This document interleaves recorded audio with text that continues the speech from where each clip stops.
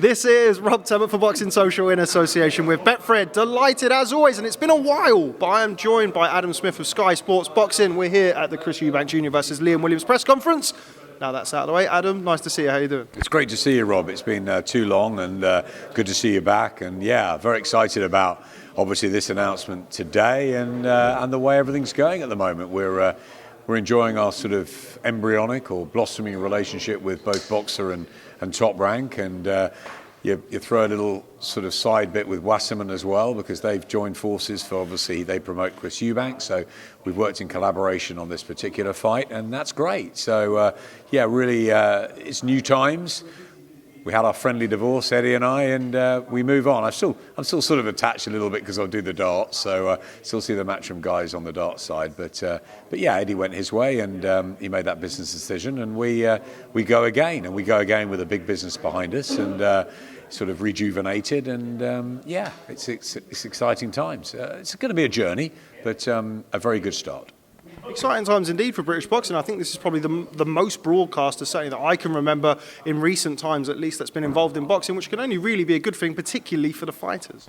For the fighters and for the fans, I think it's fantastic. You know, the fighters are the lifeblood of everything, and I always say that, the gladiators that put their careers, their lives on the line each and every time for our entertainment, our enjoyment, and I think that as long as the fighters are benefiting, that's the most important thing. And obviously having the different promoters and the different TV channels and streaming channels and everything out there gives a lot of options, a lot of choice. You know, look at the Olympians, you know, ready to turn over. They've got huge choices this time, and I think that's fantastic for them. It's a hard career, it's a tough career, and yeah, you want to make sure that they all get through it, you know, financially rewarded and as good and as well as they can. So that's important, but also for the fans that they've got so much boxing on, and it's great for the sport. And I think that's, you know, a culmination of a lot of things. You know, Frank Warren's worked very hard over the years, Eddie Hearn obviously, and many other promoters up and down the country. You know, you think what Frank Maloney did, and also, you know, your Steve Woods and your Steffi Bulls and all of these people sort of that don't get mentioned. You know, everybody works hard in the boxing circle that we know.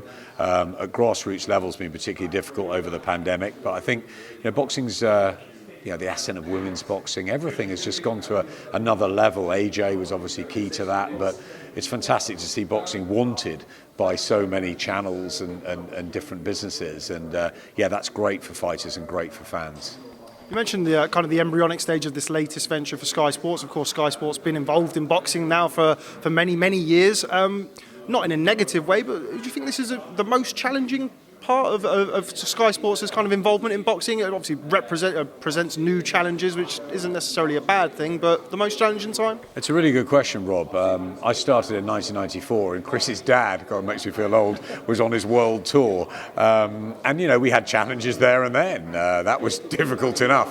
We didn't really go around the world. I think we got one trip to South Africa, but it was more around the UK. But it was great fun. And then Frank Warren came over with his big stable, and obviously we worked with Panos and Frank Maloney and Mick Hennessy and Ricky Hatton and so many promoters over the years. Matchroom have been, you know, the most, obviously, with Barry and then Eddie.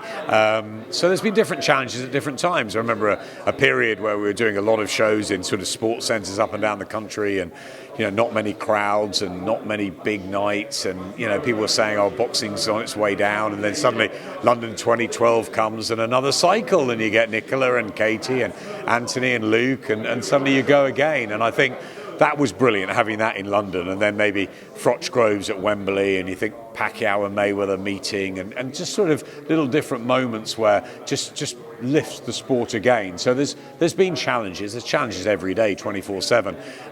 I embrace them, and while I was disappointed that obviously the time with Eddie came to an end, and we had to sort of move away, and I obviously got on very well with Eddie and with Frank and their team, and you know, that was difficult. But then it was like, right, we've got Ben, and Ben's a young, intelligent, entrepreneurial innovator, and I think he's got a real passion for boxing. He's got this great young team, and suddenly there's an exciting new challenge. And I think people are wary of change, but change is good at times. And Eddie's gone to do his bit on DAZN, and we've got our chance again.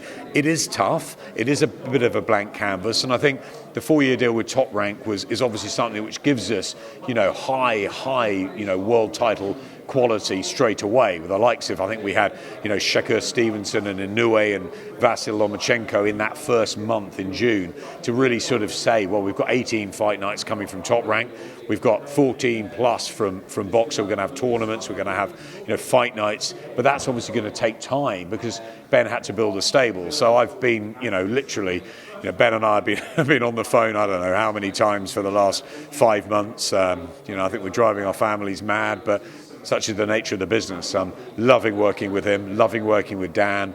Can't wait for Paulie to arrive this week as well. And he's got a great team at Boxer, and we've got rejuvenated folk at Sky and some new people and some new creatives and some passion again. Because when there's a new challenge, you go again. And we're not saying it's going to happen before Christmas. It's not. But it's a long process, and we've had a really positive start. I think we've had a better start than I thought we would have. We've got some good names already, some young, exciting fighters, and hopefully some more announcements coming up. And these sort of fights, Eubank and Williams, and then Josh Taylor and Catterall on Sky Sports in February, and others to come, are really important. So always challenges in boxing, as you know, Rob. But this is a big one. But this is one we're all embracing. Let's talk about this fight. Chris Eubank Jr. versus Liam Williams. I think it's been bandied around several times about being the domestic clash of the year. It's pretty difficult to argue with that. I think it is. I think it's a fight that I've wanted to see for a long time. It's a fight that Liam Williams and Chris Eubank, whatever he set up there, have wanted for a long time. It's a fight that the fans want and have asked for, and we've delivered it. Not us, it's the fighters that have delivered it. The fighters have signed. I think it's great that Boxer and Wasserman and Sky have worked together. I want to shout out Rob Selms, our head of rights, who's been battling away trying to get this over the line. Fari from Wasserman and obviously John and Ben and everybody from the Boxer side. Look, it's difficult when everything comes together, but it's brilliant when it actually happens. And we thought we were going to announce it sort of a bit earlier last week, and then suddenly it comes together and you get that relief where everything is done and it's on. And I think it's brilliant. And the one thing I've said, Rob, all along is that I wanted this on Sky Sports and not on Box Office, and I'm just really, really pleased that's happened and how it's happened. And the fighters are benefiting financially, and it's been a tough fight to get over the line. But I just think it's really good. It's a statement of intent from us, but more importantly, it's a chance for the Sky customers over the Christmas period. They're not going to get the Josh Taylor fight until February. It's a chance to mix it in with the football and the Formula One, the finish to that, and the cricket and the darts and everything else, to get a great old-fashioned British blockbuster on Sky Sports before Christmas. Very excited. I think it is the jewel of the year. There's Needle, there's Grudge. It's just a really good fight, and I can't wait for it. And I'm really pleased, Rob, it's happening in Wales, because we haven't been there enough. Long history of fights in Wales for us. Obviously, Joe Calzaghe, stands above everybody, but the likes of your Robbie Regans and your Steve Robinsons and your Barry Joneses, Nathan Clevery, Enzo Macronelli, so many over the years, and I've loved going to Wales, and to go back to Cardiff with a fight like this in front of Liam Williams' fans is going to be brilliant. Eubank in the Lions Den or the Dragons Den, reminiscent of his dad. Bring it on. You've mentioned there about it not being on pay-per-view. Of course, we heard from one person in particular, Eddie Hearn, talking about the potential for this going on pay-per-view. How difficult was that to get it on free-to-air? You have to pay your Sky subscription, of course, but not the pay-per-view on top. Was that difficult? Was that something that you had to push for yourself? Yes, it was difficult. As always with these things, it does come down to money. It's a business, and we want the fighters to benefit as much as possible. It's a big money fight, and I hoped that it wouldn't go on Box Office, but sometimes, you don't know how these things will work out. Sky Sports Box Office events are part of our calendar. Anthony Joshua and Alexander Usyk obviously was, and we had Dillian White earlier in the year, and others. And we look at each one, as you know, every time and decide what we think. But I was really, really pushing for this fight to be on Sky Sports. It's not a world title fight. It's a really good British duel. Yes, it's got, a guy that's just fought for a world title in Liam Williams, and a guy in Chris Eubank Jr. who believes he will become a world champion in 2022. But boxing's about levels, and we've got to accept that it's not Golovkin and Murata. That's a world level, but it is two big British names, and it's a great duel. It's not a domestic fight really. It's more than that. It's like a sort of it's a fringe world title fight. It's that sort of event, and it's one of those that's really difficult to get on Sky Sports, as you know. It's sort of in that sort of in between almost, and I worried that it would be a box office event, but I'm really pleased that everyone came together and said, let's do this on Sky Sports. So yeah, personally I fought very hard for it, but others did as well, and I think that the right outcome came. It's a Sky Sports fight, and it's a big one. Of course, you share the. Hello. You can come and join us. I won't. I'll keep it in there. Of course, you are. Go ahead. Yeah. You are on the same night going up against somebody. Well, two people you know very well: Conor Benn, Katie Taylor. Are you expecting that to impact on your viewership? Two fighters I adore in Conor Benn and Katie Taylor. Katie has been just, she's a friend of our families more than anything.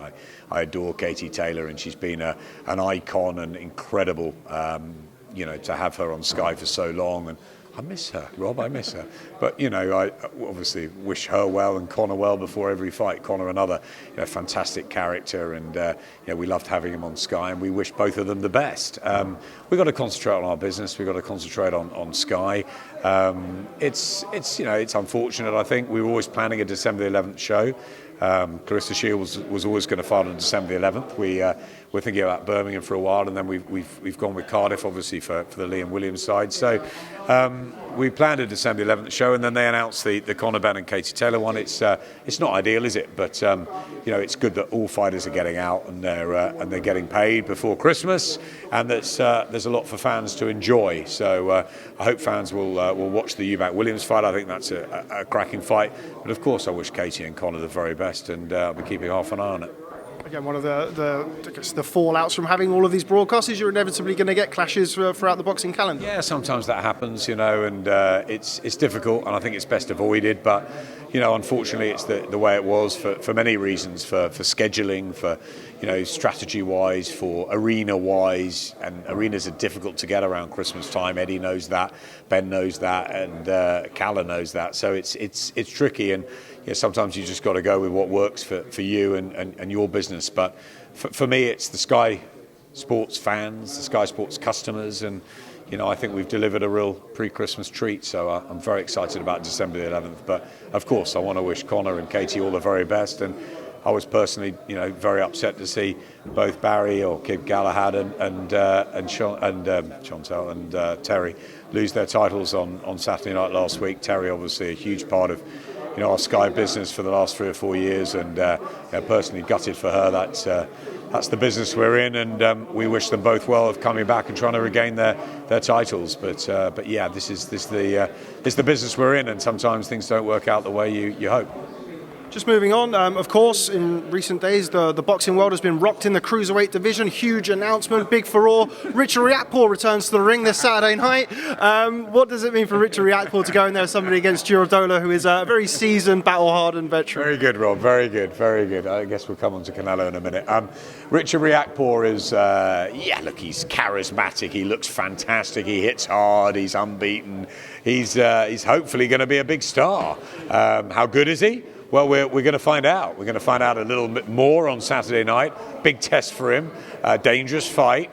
Very excited about that. And let's see how Richard deals with the task in hand on Saturday, and see whether he can move on to 2022 and become a big star for Boxer and for Sky. Possibly. As I said, he looks the part, ticks a lot of the boxes, so he speaks well and he can punch. Really excited about seeing him. Good luck, guys. Good luck. See you soon. I think it's a good test at the right time. Big show at Wembley. Looking forward to it. The likes of Adam Azim. Good fight for the British title with Jose Burton and Dan Aziz. I think it's a really good show. Florio Marcu as well. Then we go into, obviously, Crawford and Porter overnight. So it's a big weekend for us. And, we look forward to seeing if Richard can get the job done. But it could be a tough test, especially early. You mentioned Crawford Porter. Let's just talk about that, of course, on Sky Sports as well in the wee hours of the morning. Brilliant fight. Terence Crawford defending his WBO title against Sean Porter. Yeah, I'm delighted that Todd just keeps delivering these cracking fights for us on Sky. The top rank addition in the last, I don't know how many fights we've had with them now, 7, 8. I mean, each one seems better than the last. Absolutely brilliant. Can't wait for Crawford and Porter. Terence, we mentioned Canelo. Terence, arguably the best pound for pound, or certainly one of the best pound for pound fighters in the world. Winning world titles in 3 weight classes. Sean Porter, absolutely love Sean Porter. Value for money every time. Top fighter in his own right. Irrepressible, relentless. Will leave everything in the ring, and he'll do it again on Saturday night. I think it's going to be a 12-round war. Can't wait for it. And it's a marathon on Saturday, so better get some sleep in first. We certainly better. I know that in your role, you try to stay independent, but if I had to push you for a prediction for Terence Crawford versus Sean Porter, where would you put your last pound, Adam? I think Terence Crawford is definitely the favourite going into that. I really love him as a fighter. I think he's grown. Remember when he came over and fought Ricky Burns, and we sort of just got to know him, and what he's done since then, he's been absolutely brilliant, hasn't he? He's a special fighter, Terence Crawford. I think Sean Porter is a very, very good fighter, and maybe that's the slight difference. But I would never write Sean Porter off. He pushes everyone far. He upsets fighters when you least expect it. He's a top fighter, but I think if you push me on it, and I'm not commentating on it, so if you push me on it, I go with Terence Crawford on Saturday night. We've mentioned his name. Canelo Alvarez, of course, shocked the boxing world yesterday, petitioning to challenge. Keeps on shocking the boxing world, and he did so again at the WBC convention in Mexico, petitioning and being accepted by Mauricio Sulaiman to challenge Ilunga Makabu, of course, somebody that we know well on these shores, for the WBC cruiserweight title. Can he become a 5-weight world champion? Can he win a world title at cruiserweight, Adam? Yeah, where does it end? I thought he was going to try and clean up at light heavyweight, and he shocks us all by stepping up even further. It's a question for my colleague Johnny Nelson, isn't it? The former world cruiserweight king, to answer whether he can do anything at cruiserweight. Wow, it's a massive step up, isn't it? It's a huge jump, but I love the fact that Canelo will challenge himself. He's a wonderful fighter. He's a great guy. I always say enjoy these special people while we've got them, and Canelo is a very, very elite fighter. What we saw the other day against Caleb Plant. Caleb did well. He tried everything he could, unbeaten, but ultimately it comes down to Canelo finds a way, and I just can't wait to see him challenge anyone now. I love watching Canelo, whether he's on our platform or not, and long may that continue. And final question from me, Adam. I appreciate it's been a very busy day today. We've mentioned Anthony Joshua and Alexander Usyk. We are still waiting for confirmation, well, not confirmation of the rematch, but certainly a date, a venue, a broadcaster. Anything you can tell us on that? Waiting as well. AJ's away at the moment, just having some time off, I think, before he starts the enormous training camp which will be needed before another almighty challenge. We talk about Canelo going up to cruiserweight. It's what a fight it is, what a tough ask it will be for Anthony to right the wrong. Or was it a wrong? It was a brilliant performance by Alexander Usyk. It was a wonderful performance from a terrific elite fighter again in the pound for pound top 2 or 3. You've got to say Usyk is new heavyweight star. It's a tough ask for AJ, but he'll believe he can do it his way, and he'll get into training camp soon. But I think he's just having a little time off, which he needs, because he'll have been back in the gym on Monday morning after Tottenham. So I think they've done the right thing, just letting it breathe a bit. And as far as our negotiations go, we'll pick them up, and hopefully we'll continue the AJ journey on Sky. I don't see why he'd want to change. We've been a fantastic partner for him. It's worked for both of us. We've helped build him. He's helped build us, and I think that we'll carry on, for his career. I'd love to think that. I've never thought that wouldn't happen. We've got a great relationship with Freddie and with Anthony, and those negotiations will continue behind the scenes, and hopefully we'll get the rematch on Sky, which is where it should be, and we'll look forward to that. I think it's going to be in the spring, Eddie said. I think the two promoters, or the two camps, will sit down and work out whether it's going to be in the UK again, whether we're going to have a trip to Kiev or somewhere else, which would be nice, yeah. And I think in many ways Alexander deserves that. I guess it will come down to where the pot of money is best at. Obviously Anthony would want it to be in the UK again. I'm sure Eddie will. Let's see. Let's wait what happens. The moment we're enjoying what we've got on Sky, and those negotiations and discussions are all ahead of us, but I'm very confident that Anthony will stay with us, as I always have been. Well, we look forward to seeing it. Adam, always a pleasure catching up with you. Thanks very much for speaking to Nice Boxing to see you, Social. Rob, yeah. And I'll see you again soon. Really nice to see you again.